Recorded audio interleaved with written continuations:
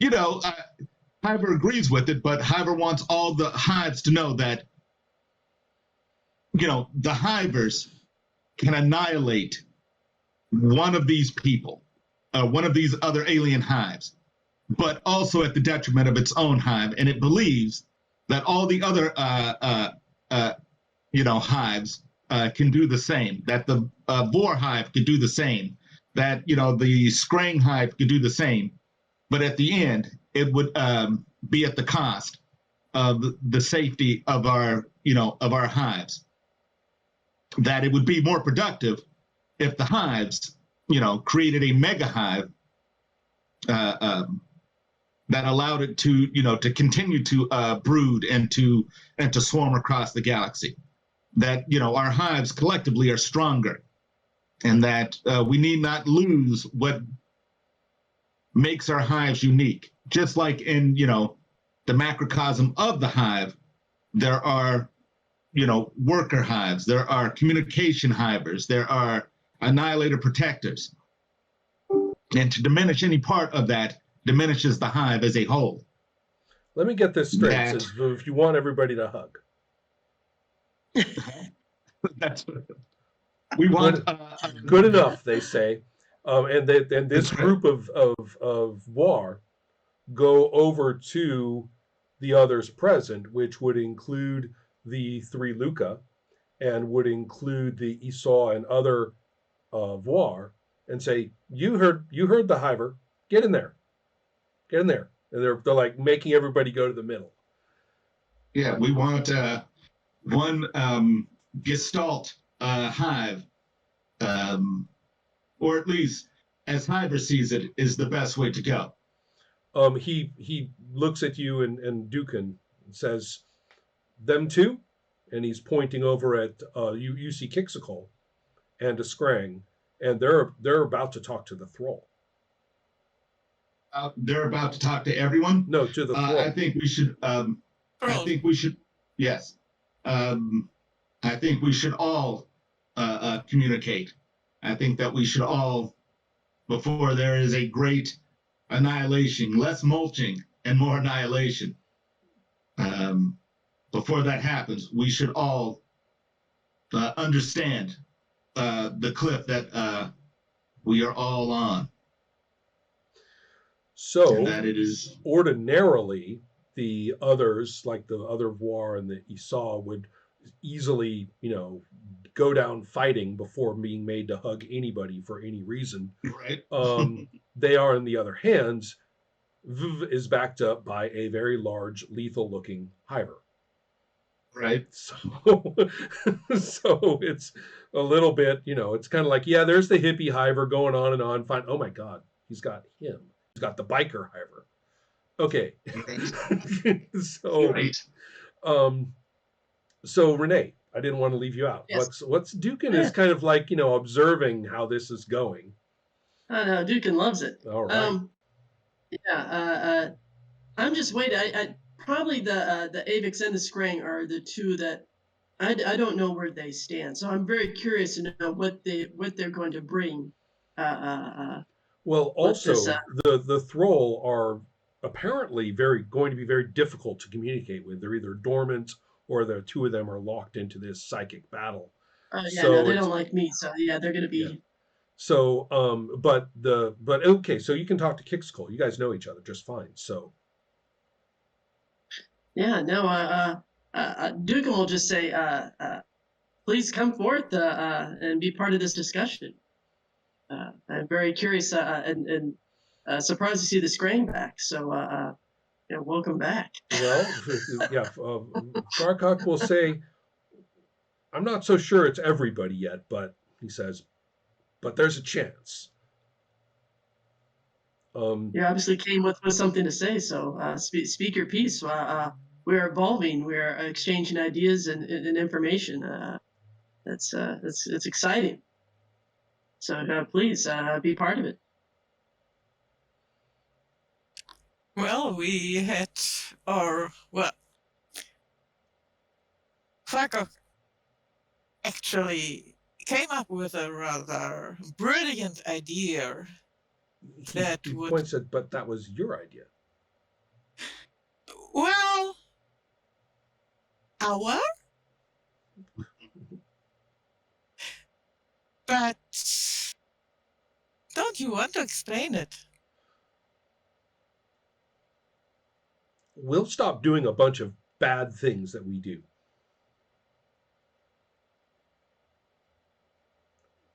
Which means That we not know are winning. bad, and we know they're bad. And we'll stop it. If everybody does that. What's the bad thing that you'll stop doing? He says to Dugan. Oh, me? I mean, the all for all the mercaps. What's the thing? Oh, wow. Perhaps not being so secretive. Maybe coming above ground, interact with the other races more fully. Come into the light.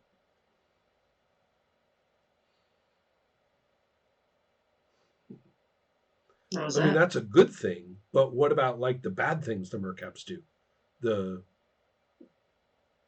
Oh. What bad things do we do? Perhaps we are, like I said, secretive. Maybe not as honest sometimes in our actions. Perhaps that's what we can do. We can relinquish some of You mean like power. what you were just displaying in your dialogue 5 minutes ago? I know exactly. Perhaps, yes. Perhaps what he means, I'll say to Dukin, is to maybe curb your subversive social engineering of other species. What? What do you Through, mean? That's not it. Kickstarter basically would be just So with this dialogue, the you have the four of you looking at each other, and meanwhile Vuv is busy, bullying everybody to go hug, right? Everyone else, and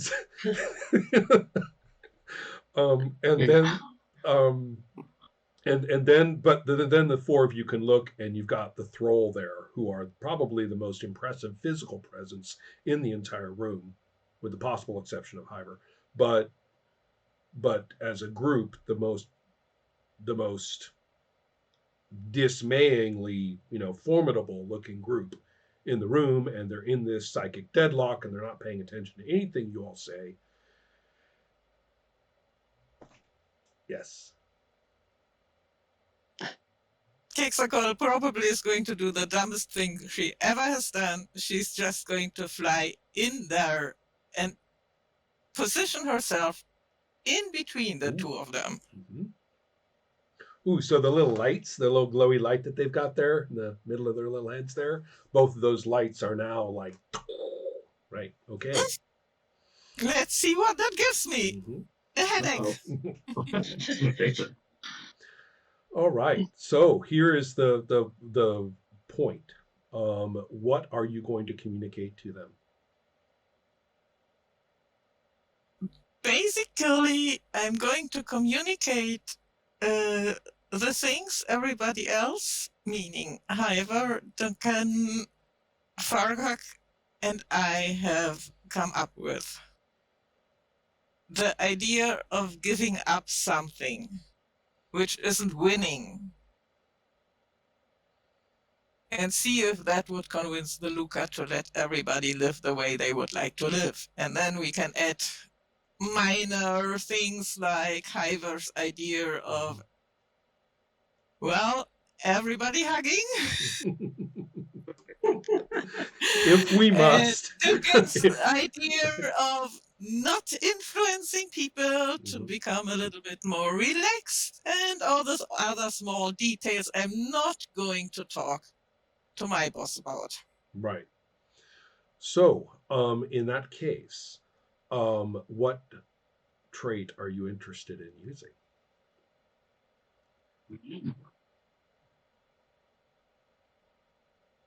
Yes.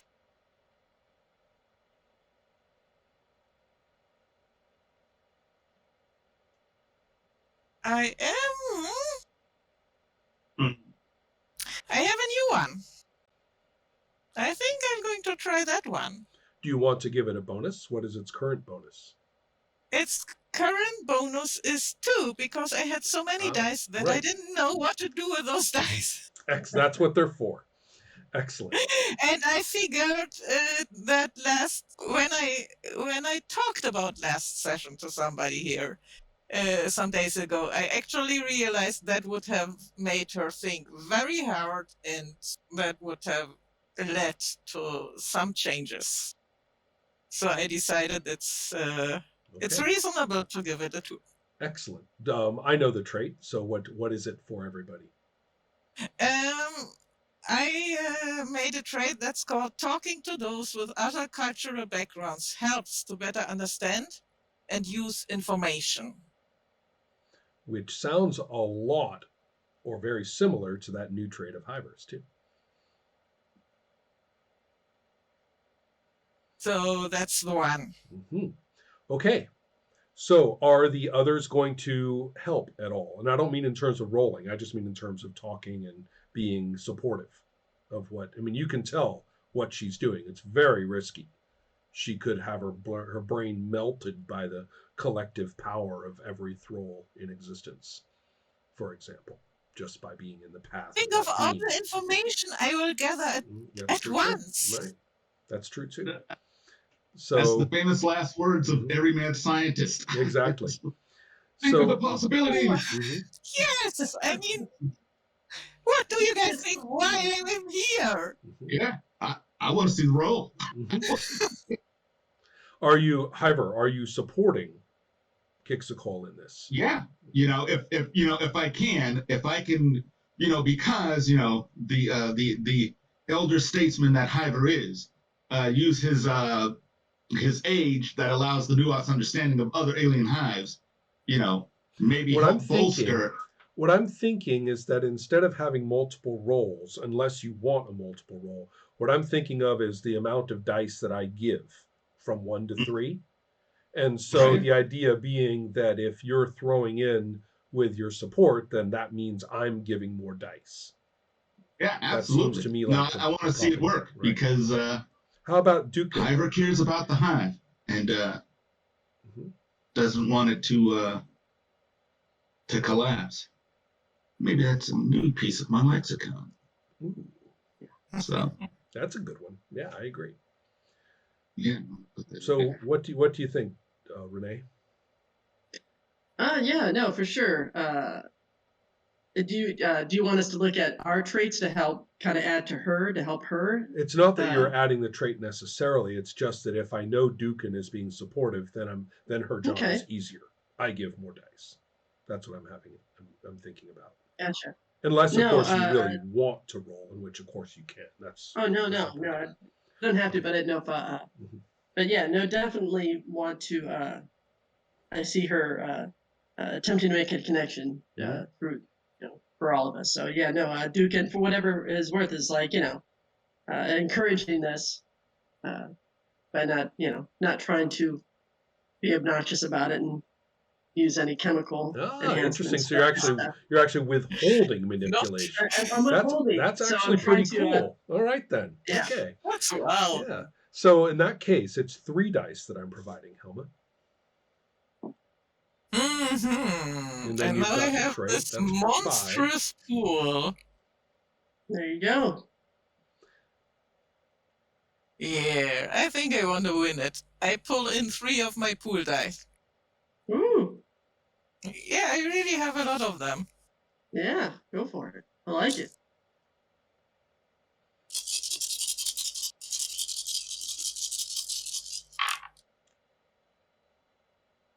There are 2 ones.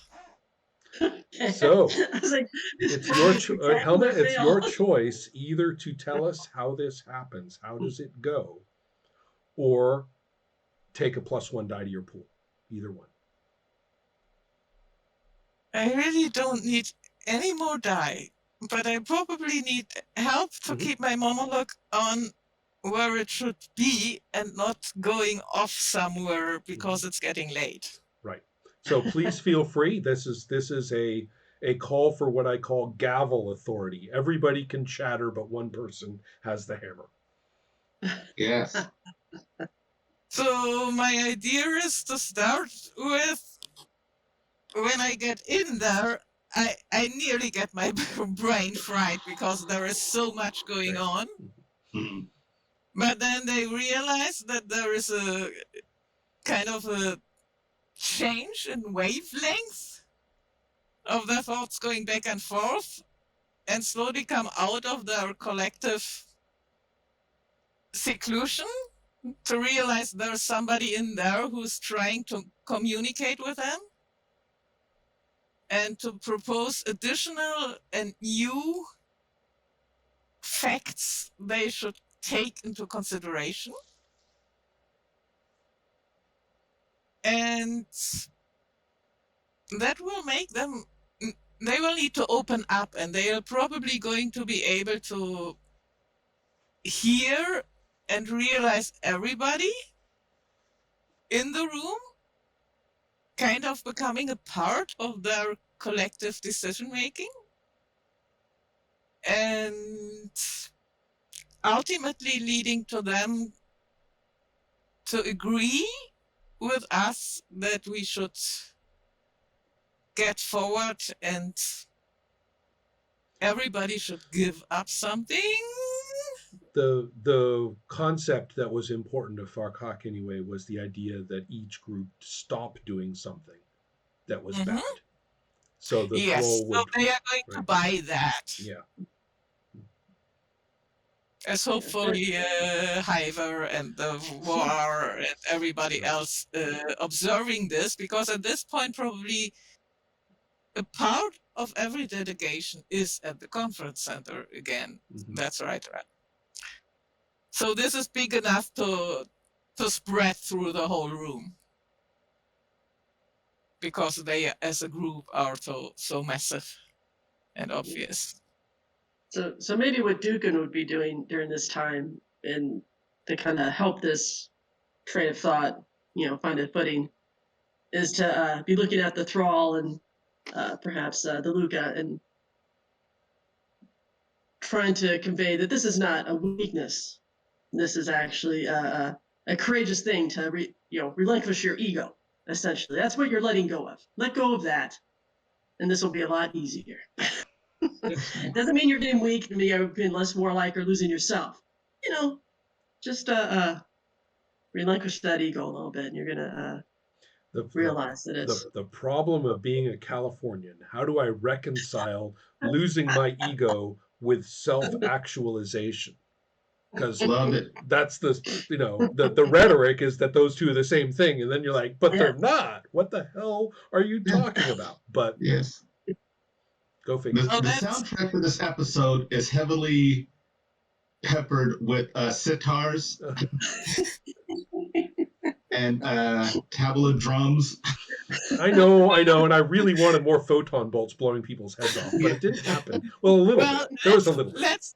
Let's give Ronus a chance to sow a little discord, because I just can imagine Kixacle having this little earpiece and hearing the reaction of the Avix. That's right. Yes. That's actually a very good question. Are the Avix going to basically accept this? Well, you know what? Nizanolotal actually put it on you. I think that's not really a conflict. I think that's it's probably more the question how happy she is. Well, yeah, but on the other hand, if the Luca are satisfied with this, then that solves her problem.